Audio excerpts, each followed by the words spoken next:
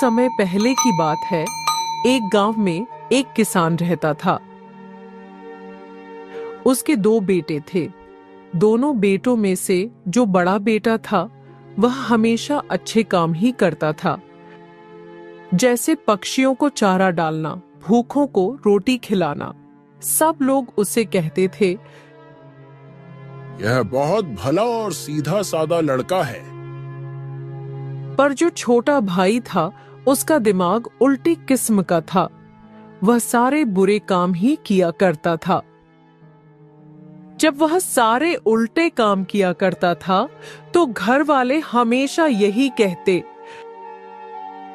हमारा तो बस एक ही बेटा है, ये तो बेकार है। जब छोटा भाई थोड़ा बड़ा हुआ तो उसे पशु चराने में लगा दिया गया। वहां पर भी वह सारे बुरे काम किया करता, पशुओं की दुर्दशा किया करता। एक दिन क्या हुआ, जब वह गायों को चरा रहा था तो एक गाय का बछड़ा जो अभी 5 से 10 दिन का ही था, गाय का सारा दूध पी गया। जब छोटे भाई ने उसे देखा तो उसे बहुत गुस्सा आया।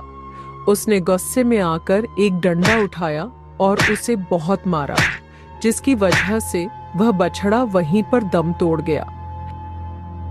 उसकी मां रोने लगी, चिल्लाने लगी, पर उस छोटे भाई ने जरा सा भी नहीं सोचा कि यह मैं क्या कर रहा हूं। उसके दिमाग पर इस बात का कोई असर नहीं हुआ। वह ऐसे ही बुरे काम करता ही रहा। कुछ दिन गुजरे तो उसे खेतों में हल चलाने के लिए लगा दिया गया। एक दिन की बात है, जब वह हल चला रहा था तभी उसकी नजर अपने खेत के पास एक हंस, हंसनी और उनके बच्चे पर पड़ी। जब उसकी नजर हंस के बच्चे पर पड़ी तो वह बहुत खुश हुआ कि आज तो खाने में मजा ही आ जाएगा। उसने उनके बच्चे को पकड़ लिया और उसे मारकर खा गया। उसने कुछ नहीं सोचा कि मैं क्या कर रहा हूं। थोड़े समय बाद घर वालों ने उसकी शादी कर दी। दोनों भाई अब अलग अलग रहने लगे। वह खेतों में काम करता रहता, हल चलाता रहता। ऐसे ही कई साल गुजर गए। एक दिन उसने बैठे बैठे सोचा, हमारी शादी को बहुत समय हो गया है, पर अभी तक कोई औलाद नहीं हुई। उसके मन में वह सब बातें आने लगीं कि जो मेरा बच्चा नहीं हुआ शायद इसलिए नहीं हुआ क्योंकि पीछे मैंने बहुत घटिया कर्म किए हैं। वह बस उठता बैठता यही सोचने लगा कि सारी जिंदगी मैंने कोई भी अच्छा काम नहीं किया। अब से सारे बुरे काम छोड़कर अच्छे काम ही करने हैं। अगले दिन उसने अपनी पत्नी से कहा, देखो, अब जब तुम मेरे लिए खेतों में रोटी लेकर आया करो तो रोटी 2 लोगों की लेकर आना। क्यों जी, क्या वहां कोई और आदमी भी होता है? नहीं, होता तो मैं ही अकेला हूं, पर तुम रोटी 2 लोगों की लेकर आना। जो रोटी अधिक होगी उसे मैं जानवरों को डाला करूंगा, पक्षियों को दिया करूंगा, बैलों को दिया करूंगा। अगर कोई कुत्ता आएगा उसे भी खिला दिया करूंगा। कोई बात नहीं, अब से मैं रोज 2 लोगों की रोटी लाया करूंगी। अब उसकी पत्नी 2 लोगों की रोटी लेकर जाने लगी। वह अब रोटी बैलों को खिलाने लगा, कुत्तों को भी खिलाया करता। जो पानी वह पीने के लिए लेकर जाता उसे संभाल कर रखता।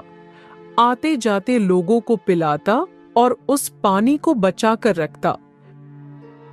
जब उसने बुरे काम छोड़कर अच्छे काम करने शुरू किए तो एक दिन उसने देखा कि उसके पास की झाड़ियों में एक कुतिया रोज जाती है। उसने सोचा, शायद इसने बच्चों को जन्म दिया है तभी यहां जाती है। उसने उसका पीछा किया तो देखा कि वहां उसने 4 बच्चों को जन्म दिया है।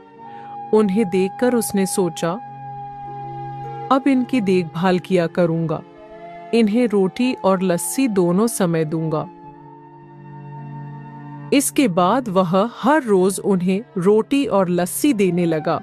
उनका पेट भरने लगा। उसके बाद ही वह खुद खाना खाया करता। इसके बाद उसने सोचा, ये सब जानवर पानी कहां से पीते होंगे? यहां तो पानी है ही नहीं। मैं तो पानी घर से लेकर आता हूं। मुझे इनके लिए पानी की व्यवस्था करनी चाहिए। उसने फिर एक कुआं बनाने की सोची और खुद ही कुआं खोदने लगा। कुछ ही दिनों में उसने एक कुआं तैयार कर लिया।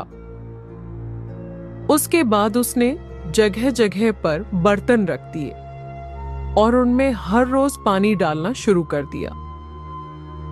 यह सब देखकर भगवान ने सोचा, कैसे कैसे बुरे कर्मों में डूबा रहने वाला यह मनुष्य अब अपने जीवन को कितना सुंदर बना रहा है।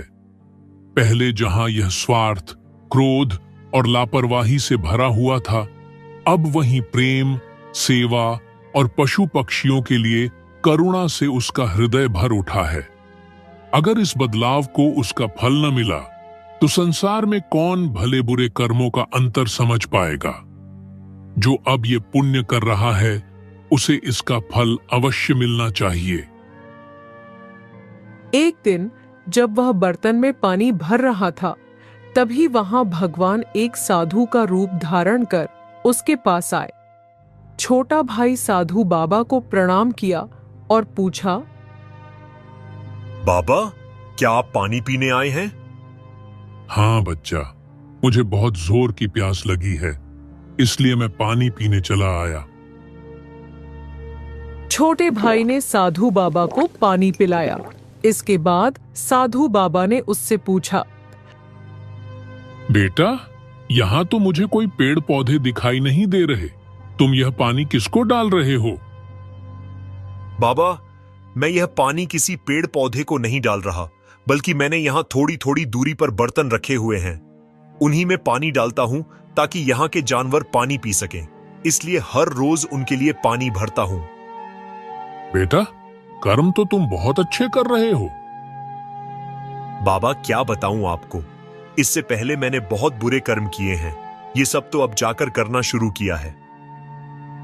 कोई बात नहीं, तुम चिंता मत करो। अगर तुम ऐसे ही अच्छे काम करते रहो तो जो पिछले बुरे कर्म हैं वे सब कट जाएंगे। यह सब बातें हो ही रही थीं कि उसकी पत्नी दूर से रोटी लेकर आती हुई दिखाई दी। तो उसने साधु बाबा से कहा, बाबा जी, अब आप रोटी खाकर ही जाइएगा। मेरी पत्नी रोटी लेकर आ रही है। न बेटा, अगर मैंने रोटी खा ली तो मैं पापों का अधिकारी बन जाऊंगा। बाबा जी, आप रोटी खाकर कैसे पापों के अधिकारी बन जाएंगे? बच्चा, तुमने अकेले ने हल चलाना है। तुम्हारे अकेले की रोटी आ रही है। यदि मैंने रोटी खा ली तो तुम भूखे हल चलाओगे। उस बात का दोष मुझ पर आ जाएगा। नहीं महाराज, मैंने तो पहले ही कह रखा है कि रोटी 2 लोगों की लानी चाहिए। फिर ठीक है बेटा, फिर मैं भोजन अवश्य करूंगा। फिर उसकी पत्नी भी वहां पहुंच गई। उसने साधु बाबा को प्रणाम किया। फिर सबने साथ बैठकर भोजन किया। भोजन के बाद साधु बाबा ने उनकी परीक्षा लेने की सोची। तुम खुद रोटी घर जाकर क्यों नहीं खाते? अब तुम्हारी पत्नी को यहां आना पड़ा, पीछे से तुम्हारे बच्चे अकेले रह गए होंगे। बाबा जी, अभी तक हमारे कोई संतान नहीं है। तुम लोग कर्म तो बहुत अच्छे कर रहे हो, इसलिए तुम्हारा बिना संतान के रहना उचित नहीं है। तुम्हारे बच्चे का होना बहुत जरूरी था। नहीं बाबा जी, अब तक तो कोई बच्चा नहीं हुआ। अब मैं तुम्हें एक बात बताता हूं। तुम लोगों ने जीवन में जैसे भी कर्म किए हों, पर अगले वर्ष इन्हीं दिनों में तुम्हारे घर एक पुत्र का जन्म होगा। ठीक है बाबा जी। उसका नाम तुम लोग मत रखना, उसका नाम मैं ही रखूंगा। बाबा जी, साधु संतों का तो कोई ठिकाना नहीं होता। आप कहीं चले गए तो क्या पता वापस आइए भी या नहीं। हम लोग आपको कहां ढूंढेंगे? यह मेरा तुमसे वादा है, जब बच्चा होगा मैं तुम्हें इसी कुएं के पास मिलूंगा। ठीक है बाबा जी, यह तो बहुत अच्छी बात है यदि आप यहीं मिलेंगे। इसके बाद साधु बाबा वहां से चले गए। कुछ समय बीता और फिर एक रात एक बालक का जन्म हुआ।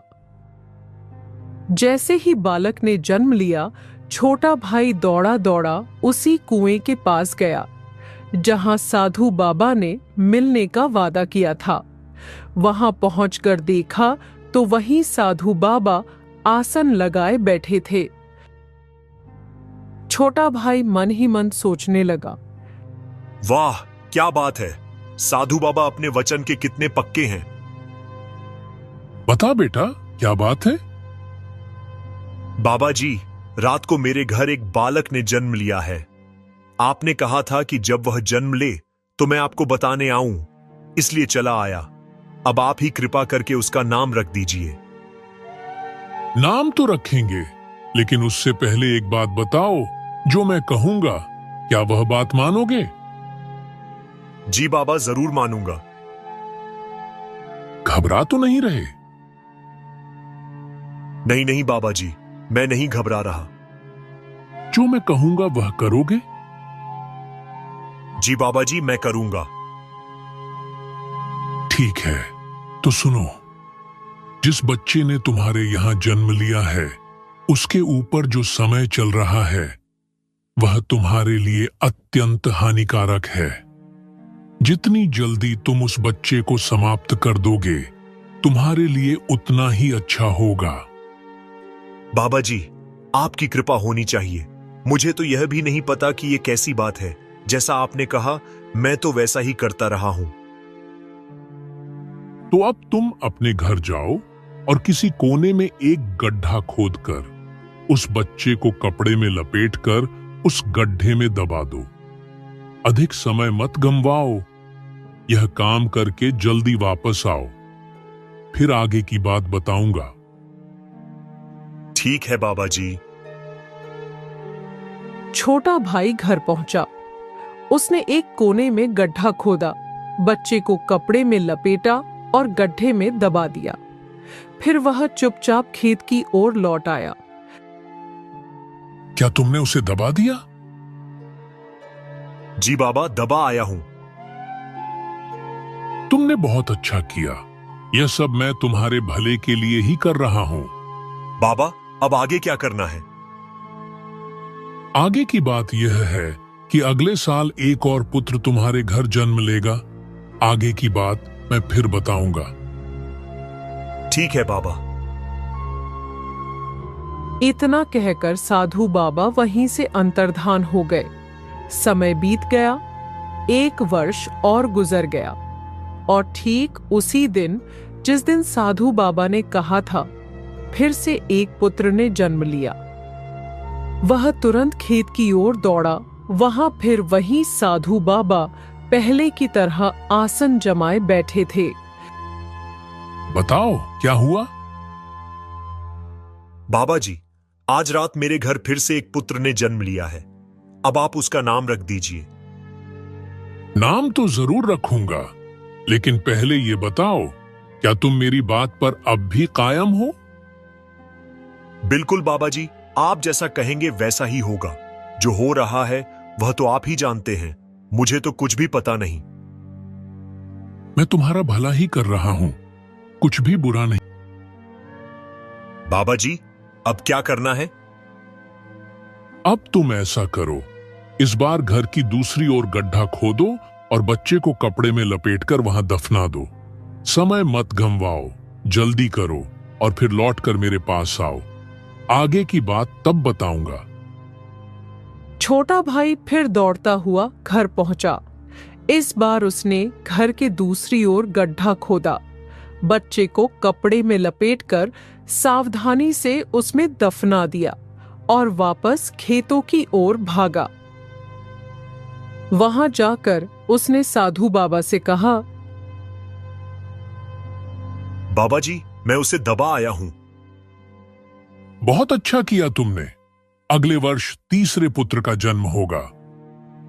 इतना कहकर साधु बाबा फिर से अदृश्य हो गए। समय बीत गया, 1 वर्ष और गुजर गया, और ठीक उसी दिन जिस दिन साधु बाबा ने कहा था, तीसरे पुत्र ने भी जन्म लिया। जब छोटे भाई को यह बात पता चली तो वह फिर से भागते हुए खेत की ओर गया। वहां पहुंचने पर उसने देखा कि साधु बाबा फिर से उसी स्थान पर आसन लगाए बैठे हैं। महाराज, रात्रि को हमारे घर फिर से एक पुत्र ने जन्म लिया है। अब कृपा करके आप उसका नाम रख दीजिए। नाम तो जरूर रखूंगा, लेकिन पहले ये बताओ, क्या तुम मेरी बात पर अब भी कायम हो? बिल्कुल महाराज, आपने जो भी कहा वो मैंने आंख मूंद कर माना है। मुझे नहीं पता इन बातों का मतलब क्या है, पर जो कुछ भी हो रहा है आपकी कृपा से ही हो रहा है। तो सुनो, उस बच्चे को गर्म पानी करके अच्छे से नहला दो और उसे एक शाल में लपेटकर एक पलंग पर लिटा दो अकेले को। घर में उस समय कोई नहीं होना चाहिए। बाहर से कुंडी लगा देना। उसके बाद तुम अपनी पत्नी को साथ लेकर घर के बाहर आ जाना और अपने घर के दरवाजे को ताला लगा देना, और तुम दोनों बाहर ही खड़े हो जाना। फिर उसके बाद तुम्हें सब पता चल जाएगा कि ये सब क्यों हुआ है। ठीक है बाबा जी।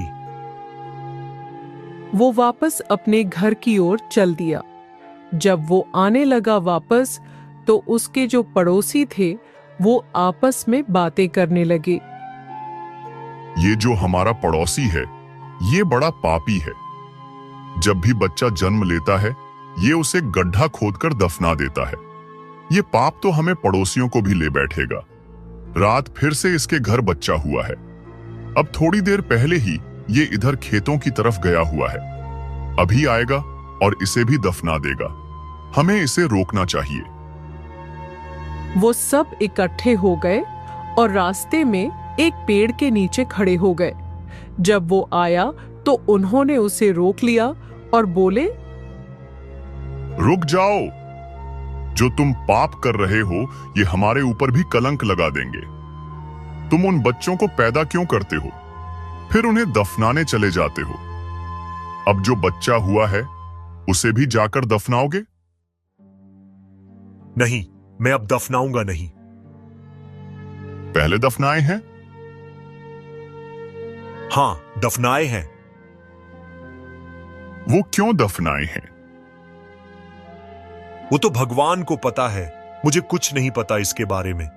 मुझे तो एक साधु बाबा मिले हुए हैं। वो जैसे कहते हैं मैं वैसा ही कर रहा हूं। जिसने अभी जन्म लिया है उसके बारे में बताओ। उसे तो पलंग पर लिटाना है नहलाकर। चलो इसके साथ चलते हैं, ये कोई ना कोई हरकत जरूर करेगा। वो सब उसके साथ चल दिए। इसके बाद जब वो घर गया, उसने बच्चे को लिया, पानी गर्म किया और उसे नहलाकर पलंग पर लिटा दिया।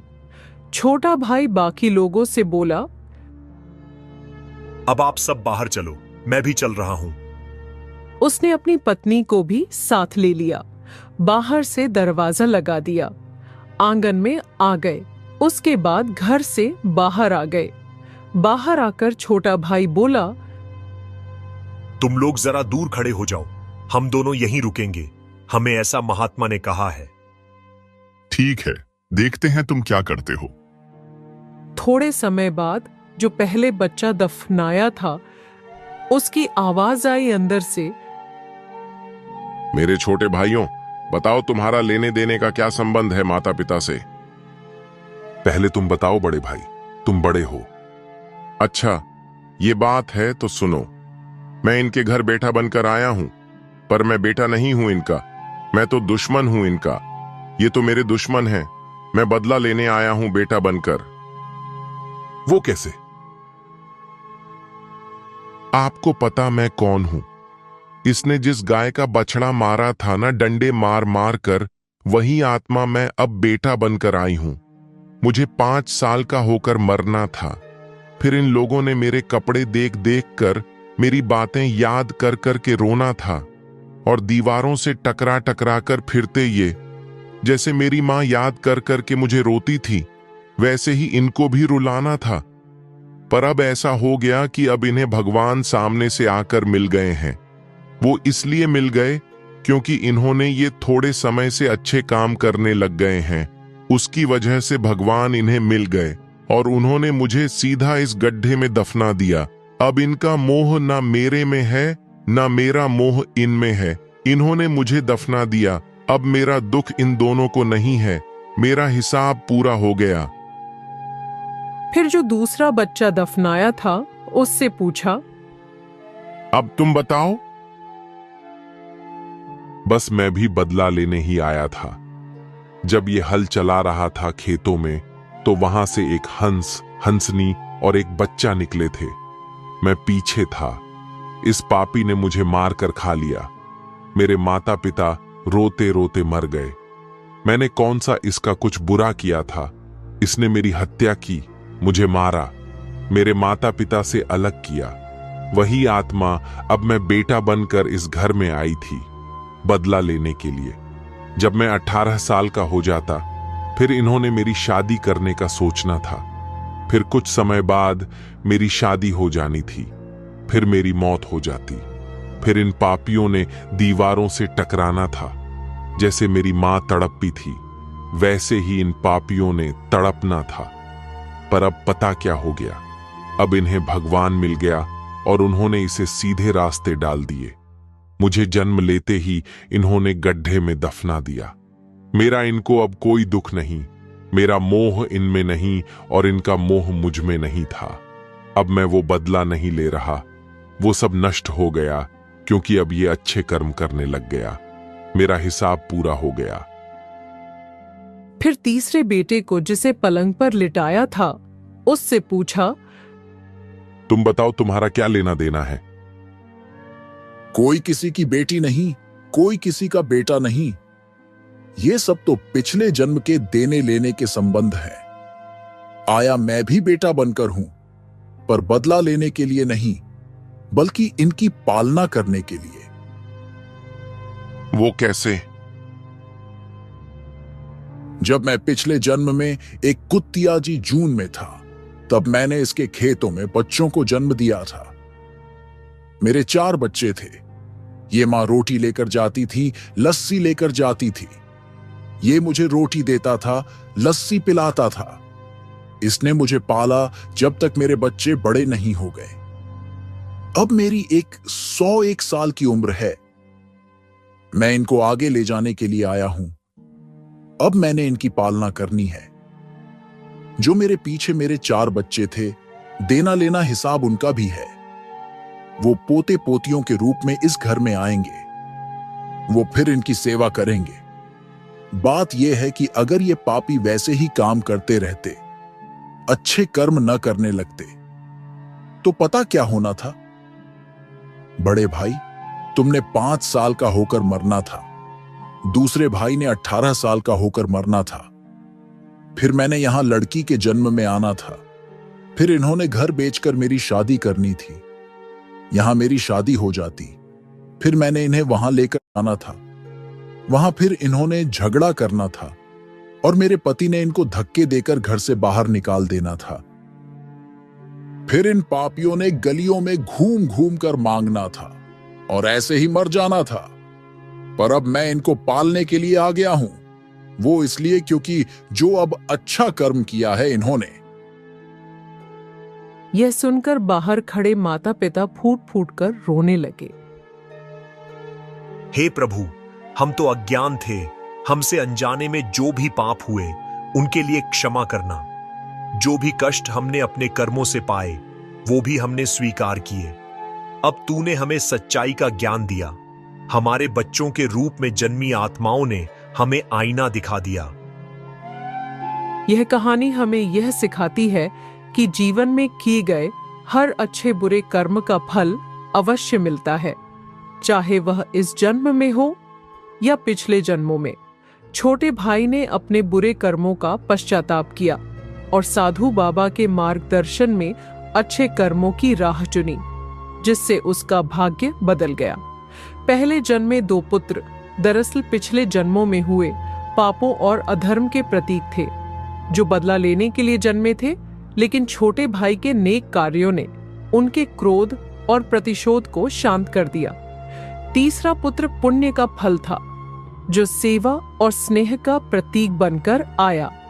इस कहानी से यह संदेश मिलता है कि अगर मनुष्य सच्चे हृदय से सुधार की राह अपनाता है तो उसका अतीत भी क्षमा किया जा सकता है और उसका भविष्य संवर सकता है।